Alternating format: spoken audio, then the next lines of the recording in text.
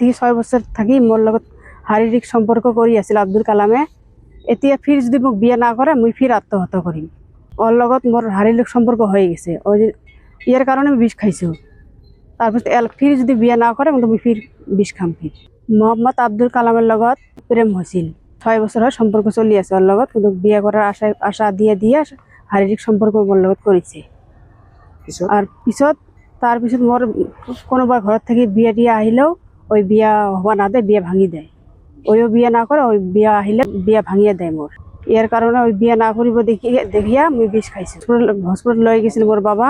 হসপিটালত থাকাতে ওই আব্দুল কালামে ঘর আসিয়ে দেখুন ঘরত নাই, ওই পলাইছি। আজ থেকে 6 বছর হয় ওর লগত সম্পর্ক চলি আছে, বিয়ে করার কথা কয়া আর বিয়ে না করে হয়। তার পিছত মুই ক্যাশ করেছি কোকরাঝার। ওই যদি মোক বিয়ে না করে মুই আগেও বিষ খাম।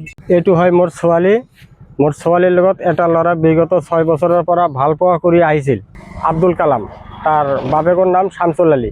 কালামে ল'ব বুলি তাক কৈছিল, কালামে নলয়। এই কালামের কাৰণে মোর ছোৱালীটো বিষ খাইছে।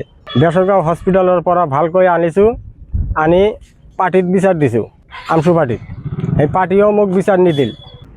কোৰ্টৰ পৰা আজি 15 দিন হয় কেছ আহিবলৈ থানাত, এতিয়াও থানাৰ পৰা কোনো একশ্যন লোৱা নাই। কোকৰাঝাৰ SP অনুৰোধ জনাইছোঁ, থানাত কিবা কৈ মোৰ কেছটো তদন্ত কৰিবলৈ অনুমতি দেয় যেন।